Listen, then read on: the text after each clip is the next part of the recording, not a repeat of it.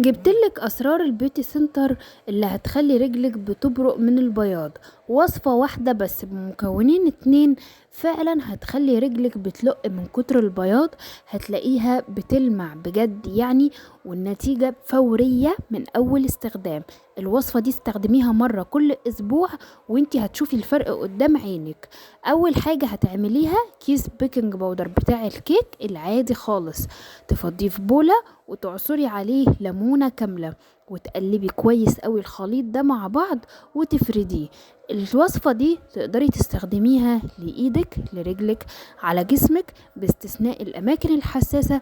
والوصفة دي خطيرة في تفتيح وتبييض الركب والأكواع، بجد وهمية، بتنعم الجلد وبتخلي لونه وردي وبتفتحه جدا جدا جدا، يمكن درجتين 3.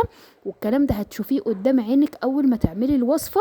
وتعالي لي في الكومنت واتحداكي لو ما جابتش نتيجة فورية من اول استخدام، دوسي لايك وتابعيني عشان توصلك كل الوصفات.